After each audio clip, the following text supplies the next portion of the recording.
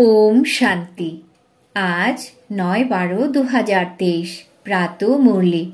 বাবা আজ বলেছেন, মিষ্টি বাচ্চারা, একমাত্র বাবার সঙ্গে প্রকৃত ভালোবাসা থাকলে বাবা তোমাদেরকে নিজের সাথে ঘরে নিয়ে যাবেন, সব পাপ থেকে মুক্ত করে দেবেন, স্বর্গের মালিক বানিয়ে দেবেন।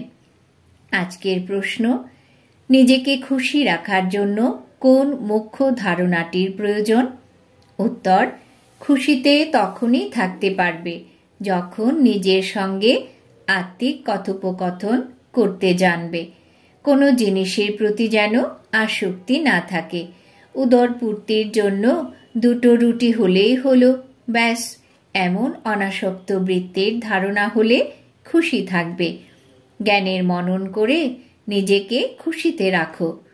তোমরা হলে কর্মযোগী।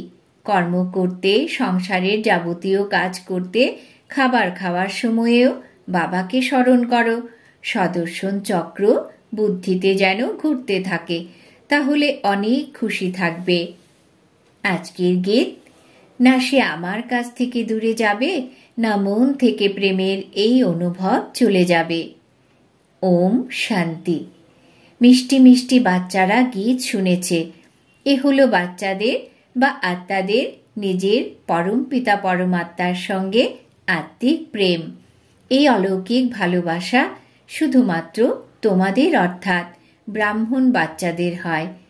তোমরা নিজেদের আত্মা নিশ্চয় করো, কিন্তু যখন বলা হয় আত্মাই পরমাত্মা, তখন আত্মা কার প্রতি প্রেম রাখবে?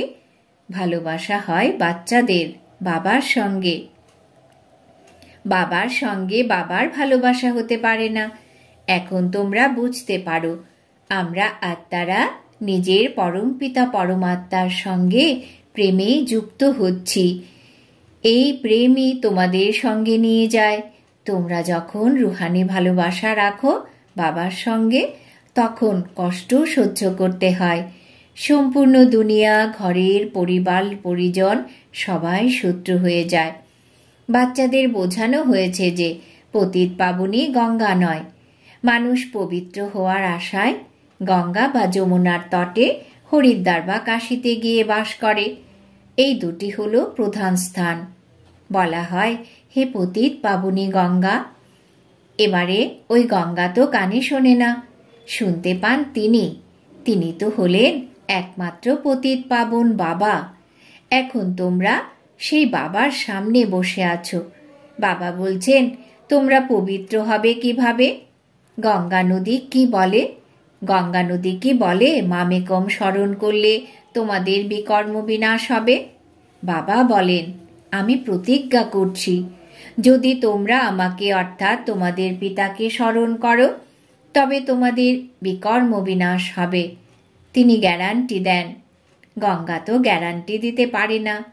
যেমন মানুষ রাবণকে প্রতি বছর দহন করে, কিন্তু রাবণের মৃত্যু হয় না, তেমনি জন্ম জন্মান্তর গঙ্গা স্নান করেও পতিত থেকে পবিত্র কেউ হয় না। বারবার স্নান করতে যায়। একবার স্নান করে পবিত্র হয়ে গেলে আবার স্নান করার জন্য কেন যায়? কত মেলা আয়োজিত হয়, তাকে আত্মা পরমাত্মার সঙ্গম বলা হবে না। ভক্তি মার্গে ভিড় হয় মেলায়। এখন তোমরা বাবার সঙ্গে বুদ্ধির যোগ যুক্ত করো। তোমরা জানো, আমরা আত্মারা হলাম সজনী। আত্মাই ভগবানকে স্মরণ করে শরীর দ্বারা। বাবা বলেন, আমিও এই শরীর দ্বারা তোমাদেরকে পড়াই, তাই সর্বদা বাবাকে স্মরণ করতে থাকো। বাবা বললে স্বর্গের নিশ্চয়ই স্মরণ আসবে এবং মুক্তিধামও স্মরণে আসবে। মুক্তিকে নির্বাণ ধামও বলা হয়। এ হলো সাকারি দুনিয়া। যতক্ষণ আত্মারা এখানে না আসছে, ততক্ষণ সাকারি দুনিয়া বৃদ্ধি হবে কিভাবে? আত্মারা নিরাকারী দুনিয়া থেকে আসে। মনুষ্য সৃষ্টি বৃদ্ধি হতেই থাকে। অনেকে ভাবে ন্যাচারাল বৃদ্ধি হয়। তোমরা জানো, আত্মারা এখানে আসে, বৃদ্ধি হতেই থাকে। বাচ্চারা জেনেছে যে সুইট হোম হলো শান্তিধাম। অনেকে শান্তি পছন্দ করে, তোমরা জানো শান্তিধাম তো হলো আমাদের সুইট গডফাদারলি হোম। ভারতবাসী বিদেশ থেকে ফিরে এসে বলে আমরা নিজের সুইট হোম ভারতে ফিরে আসি। যেখানে জন্ম হয় সেই দেশ প্রিয় লাগে। বলে আমাদের সুইট হোমে অর্থাৎ ভারতে নিয়ে চলো। আচ্ছা, যদি মৃত্যু হয় আত্মা তো চলে যায়, তারপর শরীর এখানে নিয়ে এসে শেষ কার্য করা হয়। তারা ভাবে ভারতের মাটি ভারতেই যেন মিশে যায়। নেহেরু মারা গেলেন তো ওনার অবশেষ দেখো কোথায় নিয়ে গেছে, জমিতে ছড়ানো হয়েছে। তারা ভেবেছে ভালো ফসল হবে, কিন্তু প্রতিটি জিনিসকে তারা যতই মান দিক পোড়ানো তো নিশ্চয়ই হবেই। কতই কষ্ট সহ্য করেছে, পিতার পরিচয় জানা নেই। তোমরা বাবার পরিচয় জেনে উত্তরাধিকার প্রাপ্ত করছো, তাই তোমাদের মিত্র আত্মীয় স্বজনদেরও স্বর্গবাসী করতে ইচ্ছে হয়। যদি তোমরা কাউকে বলো স্বর্গবাসী হও, তাহলে তারা বলবে তোমরা কি আমাদের মারতে চাও? তোমরা বাচ্চারা জানো শ্রীমত অনুসারে আমরা শ্রেষ্ঠ স্বর্গবাসী হচ্ছি। দেহি অভিমানী হতে খুব পরিশ্রম লাগে। ক্ষণে ক্ষণে দেহ অভিমানে এসে বাবাকে ভুলে যাও। এখন তোমরা সামনে বসে আছো। জানো আমরা নিজের পরম পিতা পরমাত্মার কাছে এসেছি। বাবা বলেন এর আগে কখনো দেখা হয়েছিল? তখন সাথে সাথে বলে হ্যাঁ বাবা, 5000 বছর আগে। এ হলো তোমাদের গুপ্ত কথা, অন্য কেউ কপি করতে পারে না। যদিও কেউ কেউ কৃষ্ণের বেশ ধারণ করে বলে আমরা এসেছি স্বর্গ স্থাপন করতে, কিন্তু 5000 বছর আগেও স্বর্গ স্থাপন করা হয়েছিল, সে কথা তারা বলতে পারে না। তোমরাই বলো বাবা 5000 বছর পূর্বে আমরা আপনার কাছে উত্তরাধিকার নিতে এসেছিলাম, আপনি রাজযোগের শিক্ষা দিয়েছিলেন। এই কথা আত্মা বলে শরীর দ্বারা। নিজেকে আত্মা নিশ্চয় করে বাবাকে স্মরণ করতে হবে, এতে সর্বব্যাপীর কোনো কথাই নেই। এই কথাও বোঝে না যে ব্রহ্মা নিশ্চয়ই সাকারে হওয়া উচিত, যার দ্বারা পরমপিতা পরমাত্মা সৃষ্টি রচনা করেন। পতিত পাবন বাবা আসেন এবং এসে দেবী দেবতা স্বরূপ পবিত্র করেন। বাবাই হলেন স্বর্গের রচয়িতা। সুতরাং স্বর্গে অবশ্যই মানুষের প্রয়োজন। বাবা এসে তোমাদের স্বর্গের দ্বার বলে দেন। তোমরা নরকবাসীদের স্বর্গবাসী করার চেষ্টা করছো। কোনো বিশিষ্ট ব্যক্তিদেরকে যদি সরাসরি বলো যে তুমি পতিত নরকবাসী, তাহলে তার মেজাজ গরম হয়ে যাবে। এখন তোমরা জানো আমরা নরক থেকে বের হয়ে স্বর্গের দিকে যাচ্ছি। এখন আমরা হলাম সঙ্গমবাসী। আমরা আত্মারা এখন যাচ্ছি এই শরীর ত্যাগ করে বাবার সঙ্গে, বাবার ঘরে। এ হলো তোমাদের আত্মিক বা আধ্যাত্মিক যাত্রা। বাবার স্মরণে থাকতে হবে। তোমরা ভাবো এই শরীর যতক্ষণ আছে ততক্ষণ যাত্রা থাকবে। কর্ম করতে হবে, খাও দাও রান্না করো, যত সময় পাবে বাবাকে নিশ্চয়ই স্মরণ করতে হবে। অফিসে বসে থাকো, অবসর সময়ে বাবাকে স্মরণ করো, তাতে অনেক উপার্জন। যখন ট্রেনে বসে যাত্রা করো সেই সময় কোনো কাজ থাকে না, বসে বসে বাবাকে স্মরণ করতে থাকো। এখন আমরা বাবার কাছে ফিরে যাই। বাবা পরম ধাম থেকে আমাদের নিতে এসেছেন। আচ্ছা, সন্ধেবেলায় ঘরে খাবার তৈরি করার সময় একে অপরকে স্মরণ করাও। এসো আমরা নিজের বাবাকে স্মরণ করি, একে অপরকে পয়েন্ট শোনাও। আমরা হলাম সদর্শন চক্রধারী। বাবা বলেন তোমরা হলে লাইট হাউস, পথ বলে দাও। উঠতে বসতে চলতে তোমরা হলে লাইট হাউস। একটি চোখে মুক্তি, আরেকটি চোখে জীবন মুক্তি। স্বর্গ এখানে ছিল, এখন নেই, এখন তো হলো নরক। বাবা আবার স্বর্গ স্থাপন করছেন। বাবা বলেন আমি তোমাদের গোল গোল অর্থাৎ ফুলে পরিণত করি, তারপরে তোমরা গিয়ে মহারানী পাটরানী হবে, খদ্দরের রানী হবে না। তোমরা 16 কলা সম্পূর্ণ, তোমাদের 16 কলা সম্পূর্ণ হতে হবে, 14 কলা নয়। শ্রীকৃষ্ণ ছিলেন 16 কলা। তোমরা কন্যারা কত ব্রত নিয়ম ইত্যাদি করেছ, 7 দিন নির্জলা থেকেছ, কত পরিশ্রম করেছ, কিন্তু কৃষ্ণপুরীতে যেতে পারোনি। এখন তোমরা কৃষ্ণপুরী স্বর্গে যাওয়ার জন্য প্র্যাকটিক্যালে পুরুষার্থ করছ। কৃষ্ণকে দাপরে নিয়ে গেছে, স্বর্গের ঠিকানা কারোর জানা নেই। বাস্তবে 7 দিনের অর্থ কি সে কথা তোমরা এখন জানো। বাবা ব্যতীত আর কাউকে স্মরণ করবে না। বাকি নির্জলা ইত্যাদির কোনো ব্যাপারই নেই। বাবাকে স্মরণ করলে তোমরা বাবার কাছে চলে যাবে। বাবা তারপর স্বর্গে পাঠিয়ে দেবেন। ব্রত ইত্যাদি করে তোমরা অনেক দিন অনাহারে থেকেছ, জন্ম জন্মান্তর ধরে অনেক পরিশ্রম করেছ, প্রাপ্তি কিছুই হয়নি। এখন তোমাদের সেসব থেকে মুক্ত করে সদ্গতির মার্গে নিয়ে যাওয়া হচ্ছে। তোমরা বলে থাকো যে বাবা, কল্পপূর্বেও আপনার সঙ্গে দেখা হয়েছিল স্বর্গের উত্তরাধিকার প্রাপ্তির জন্য। বাবা বলেন, প্রতি পদক্ষেপে পরামর্শ নাও, সব হিসেব নিকেশ জিজ্ঞাসা করো। বাবা পরামর্শ দিতেই থাকবেন। যদিও তোমরা নিজের ব্যবসা ইত্যাদি করতে থাকো, তবুও বাবা পরামর্শ দিতে থাকবেন। দেখবেন ব্যবসায় খুব ব্যস্ত হয়েছ, তখন পরামর্শ দেবেন, এত কেন চিন্তা করছো?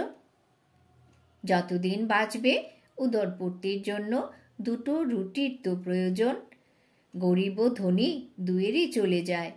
ধনী ব্যক্তিরা ভালো ভালো খাবার খায় আর রোগী হয়। ভিলদের দেখো কত শক্তিশালী হয় তারা। তারা কি আর খায়, কত কাজ করে, নিজের কুঁড়ে ঘরে খুশিতে থাকে। সুতরাং এই সময় তোমাদের অন্য সব আশা ত্যাগ করা উচিত। 2 রুটি খেয়ে পেট ভরে গেলেই ব্যাস, বাবাকে স্মরণ করতে হবে। তোমরা হলে আত্মিক সন্তান, তোমরা হলে পরমপিতা পরমাত্মার প্রেমিকা। বাবাকে যত স্মরণ করবে ততই বিকর্ম বিনাশ হবে এবং যাকে স্মরণ করবে তার সঙ্গে মিলিত হবে। অনেকে সাক্ষাৎকার করতে চায়। বাবা বলেন, ঘরে থেকেও তোমাদের সাক্ষাৎকার হতে পারে। শিব বাবাকে স্মরণ করলে তোমাদের বৈকুণ্ঠের সাক্ষাৎকার হবে, কৃষ্ণপুরীও দেখতে পাবে। এখানে তো বাবা তোমাদের বৈকুণ্ঠের মালিক করেছেন, শুধুমাত্র সাক্ষাৎকারের কথা তো নেই। আমাকে স্মরণ করো, কারণ আমি তোমাদের ফিরিয়ে নিয়ে যেতে এসেছি। শিব বাবাকে স্মরণ করতে হবে, তিনি কৃষ্ণপুরীর মালিক করবেন। এইসব কৃষ্ণ করবে না। শিব বাবাকে স্মরণ করলে তোমাদের বৈকুণ্ঠের বাদশাহী প্রাপ্ত হয়। এখন তিনি পরমধাম থেকে এসেছেন, আগের গল্পেও নিশ্চয়ই এসেছিলেন, তবেই তো মন্দির ইত্যাদি স্মারক রূপে তৈরি হয়ে আছে, তাই না? শিবের মন্দির আছে, শিব জয়ন্তীও পালন করা হয়, তাই না? কিন্তু ভারতে কিভাবে আসেন এই কথা তো কারোর জানা নেই। কৃষ্ণের দেহে তো আসেন না, কৃষ্ণ থাকেন সত্যযুগে। শিবের বিশাল মন্দির আছে, কৃষ্ণের মন্দির এত বড় নয়। সোমনাথের মন্দির কত বড়! কৃষ্ণের মন্দিরে রাধা কৃষ্ণকে বহু অলঙ্কারে সজ্জিত দেখানো হয়। শিবের মন্দিরে অলঙ্কার ইত্যাদি দেখতে পাবে না। এবারে শিব বাবা তো ওই বিশাল মহলে থাকেন না, থাকেন শ্রীকৃষ্ণ। বাবা বলেন, আমি মহলে থাকি না, কিন্তু ভক্তিমার্গে বিশাল সুসজ্জিত হিরে জহরতের মন্দির তৈরি করেছে।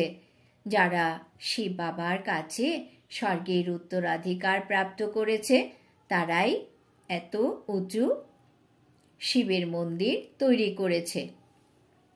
স্মারক চিহ্নরূপে বিশাল মন্দির তৈরি করা হয়েছে। তাহলে তারা নিজেরা কতই না ধনী হবে। খুব সুন্দর সুন্দর মন্দির বানিয়েছে। বোম্বেতে বাবুলনাথে শিবের মন্দির আছে, লক্ষ্মী নারায়ণের মন্দির মাধব বাগানে আছে। বাবা বলেন, আমি তোমাদের স্বর্গের মালিক করি, তাই ভক্তিমার্গে তোমরা বিশাল মন্দির তৈরি করে থাকো। আর এখন দেখো কেমন কুড়ে ঘরে বসে আছি। তোমাদেরও নাম সুখ্যাত হবে। তোমরা জানো আমাদের মন্দির তৈরি হবে, আমাদের পিতা শিবেরও অনেক মন্দির আছে। এই হলো কামাল। যে ব্যক্তি সোমনাথের মন্দির তৈরি করেছেন সে কতই না ধনী ছিল। এখন তো গুপ্ত রূপে আছি, কেউ জানে না। তোমরা জেনেছ পরে কিভাবে শিব বাবার মন্দির তৈরি করতে হবে। ভক্তি মার্গে আসব। মামা বাবা যারা প্রথম নম্বরে পূজ্য স্বরূপ হন, বৈকুণ্ঠের মালিক হন, তারপরে সর্বপ্রথমে পূজারী হয়ে তাদেরকেই মন্দিরও তৈরি করতে হবে। সুতরাং মনে মনে এটাই বলবে কিনা, আমরাই পূজারী হয়ে মন্দির তৈরি করব। এমন কথায় বিচরণ করতে থাকলে এই পুরানো দুনিয়া ভুলে যাবে। নিজেদের মধ্যে এমন কথা বলা উচিত, তাহলে তোমাদের খুশি অনুভব হতে থাকবে। নিজের সঙ্গে আত্মিক বার্তালাপ করো।